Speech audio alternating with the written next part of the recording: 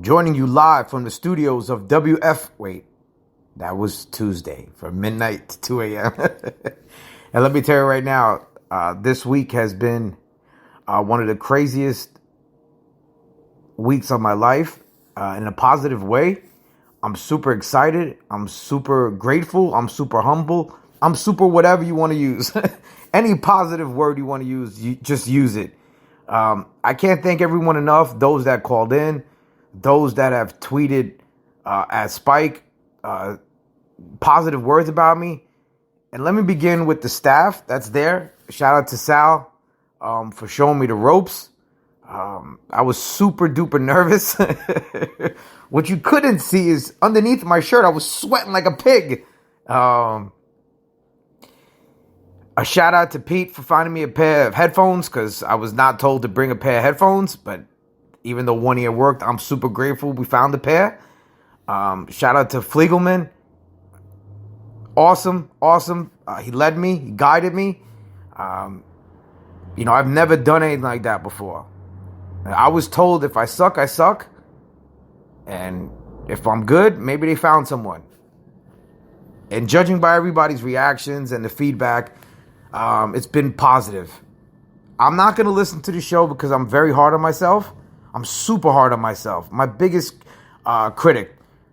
But if I get another shot, then I'll go back and listen to the first show and see what I can fix and what I can't fix. I do know that I'm not used to pressing a cough button. So because of allergies and had the sniffles, Mrs. J messaged me from London, stop sniffing. So later on in the show, I pressed the cough button, so you couldn't hear me sniff. This is the behind the scenes stuff. Like, this is somebody telling you firsthand. And I got to thank Fliegelman because when I was saying the number, I wasn't saying my name. And he wrote on the board, make sure you say your name so people know who you are. So he really came through. I appreciate the words that we share. I will not say those on a public platform. Those are private words. I respect him for what he said to me. I'm grateful for what he said to me. Put me at ease. I couldn't ask for a better producer my first time ever doing this. And I hope that if I do get a second shot, it is Fliegelman that's behind the glass again. And I just, great dude, great chat afterwards. I'm super grateful. As far as Evan saying what he said about me, I was literally shaking. First of all, I was at the supermarket. I couldn't sleep. How could I sleep after experiencing a childhood dream? Yes, it was midnight to 2 in the morning. First, I was off for like 4 or 5. I put in days, so I had a couple of days off to mentally prepare myself for the biggest opportunity of my life. And I wrote notes down. Now, usually when I do my episodes, I write 1 or 2 things down and then I just go. But knowing this is the biggest opportunity of my life, I didn't want to go on air and be like, and sound like I'm pronouncing the damn vowels or something like that. I didn't want to do any of that. I wanted to be prepared, have notes to lean on, and then let it fly. So once I got my momentum going, I just let it fly. And the nerves were gone. But for Evan to say what he said about me, I was coming home actually from the supermarket. Let me get back to that. And then my phone blew up. On every social media platform and DMs and text messages to my phone, my childhood friend Eddie messaged me. He said, yo, check the chat. So I checked. And then Patchman, Phil, shout out to Patchman. He posted the clip. And I was shaking in the streets. I on no sleep, so I was already shaking, but this made it even 10 times worse. Now I couldn't even fall asleep after what happened. So I went to work the next day on no sleep pretty much, and the love for my coworkers and the neighborhood, and it was tremendous. It was tremendous.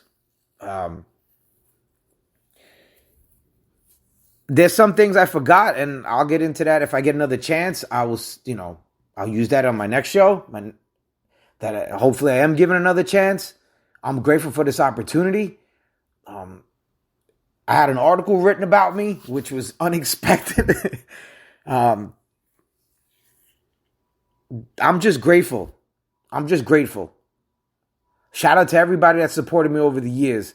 Whether we agree or disagree on takes, that's what makes this fun. As long as it's respectful and excuse me, I just sniffed. See, but I don't have a cough button to press. This is just all natural. I'm just grateful. Again, it's been surreal. There's two words I've used all week: surreal and grateful. It's just there's no other way to put it. So we're just gonna keep grinding, and hopefully I do get another shot. But if I do get another shot, I'm grateful, Evan, for what he said. In the wrestling business, they say, I'm gonna put this. When a talent's on the rise, an older person, usually experienced person, doesn't want to put somebody over, and he put me over. That's the term, putting somebody over. And I know Craig took shots. Calvin. Nah, Craig, it's Alvin. It's Al for short, if you can't say it right. I'm just grateful. I was not expecting those words to be said about me. But we're just going to keep grinding. So let's get into it. I want to get to Marcus Stroman. Before I get to Marcus Stroman, it's the catching situation. It's pretty much going to solve itself. Francisco Alvarez ain't going anywhere. And I said it on air, and I'll say it with you guys again. If the Mets send Francisco Alvarez down, I will personally go to Citi Field and give my tickets to Steve Cohen for the season. I won't be back at Citi Field this season. I will not go. You cannot sit that man down. You cannot send that man down. Last year, he looked overmatched. At the beginning of the season, he looked overmatched. He does not look overmatched anymore. So why would you send him down for, I don't know, a Tomas Nido? Tomas Nido's had how many chances? How many chances to make an impression? And he hasn't. He's a great bunter, a Hall of Fame bunter. That's about it. That's about it. He's solid defensively, but Francisco Alvarez has shown what his weakness that people said, oh, he can't catch. His defense is lacking. He's improved. He's improved big time. So the catching situation will solve itself. If it's 3 catches on the roster, perfect. Francisco Alvarez can DH if he's not catching. But that man's bat has to be in the lineup, whether it's catching or DH. Now on to Marcus Stroman, a fellow Puerto Rican. He's half and half.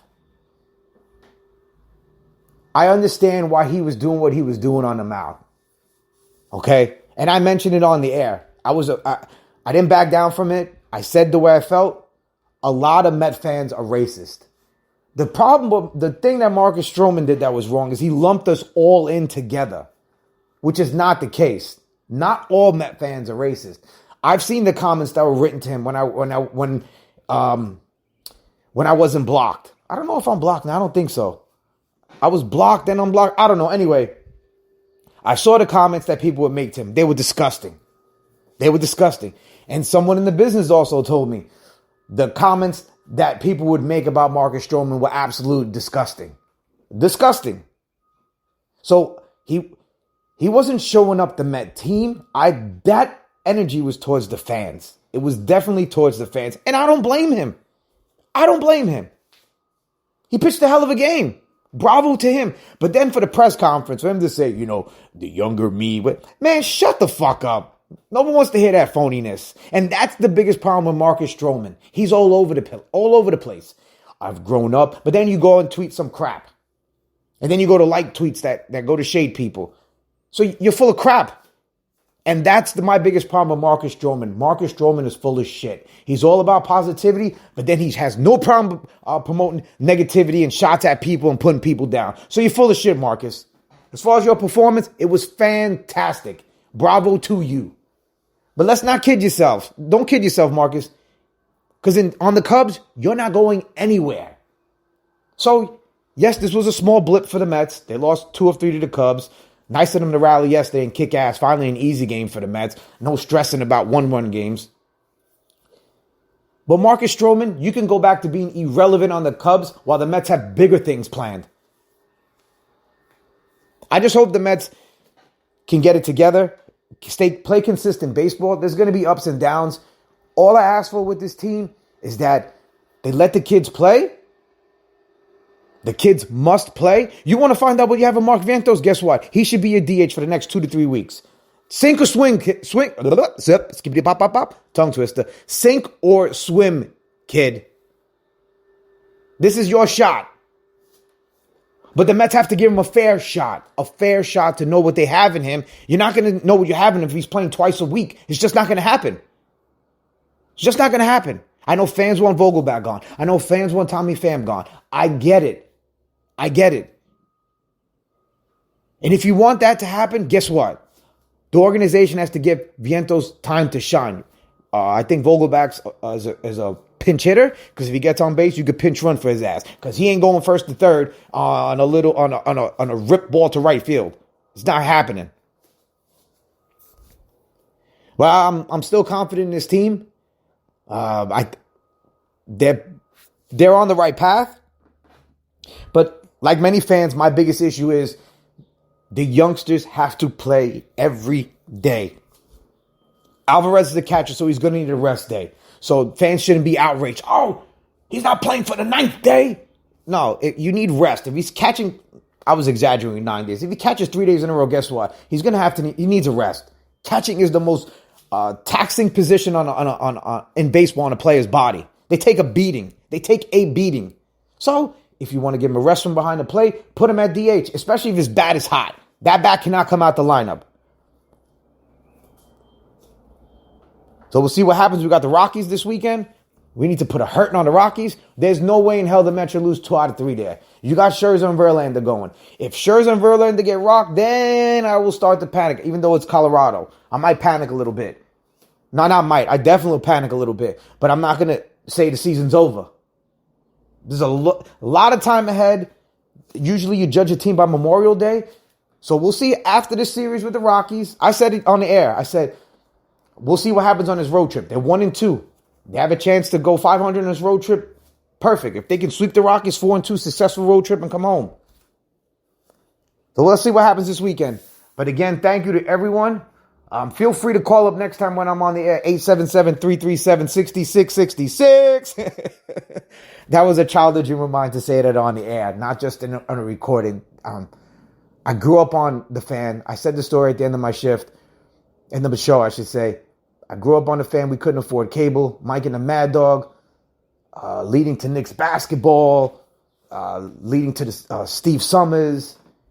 You know, I watched Boomer and Carton religiously. They've mentioned me on the air a couple of times, Carton, with tweets. I have them recorded somewhere.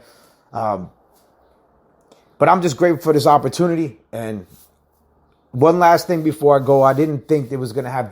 I wasn't prepared for the impact I will have on the Latino community, my fellow Latinos. And to get phone calls about this and get DMs about this and text messages about this and people I haven't heard from forever talking about this and showing me love. This has been the greatest week of my life personally. Besides becoming an uncle and getting married, this was the best week of my life for me personally, fulfilling a childhood dream. And I just hope the dream continues. Hug your loved ones. Ma, have a safe trip in Puerto Rico. I love you. Just freaking live, baby. Let's go Mets. Wait. Let's fucking go Mets. And Pete Alonso, keep humping your brains out, baby.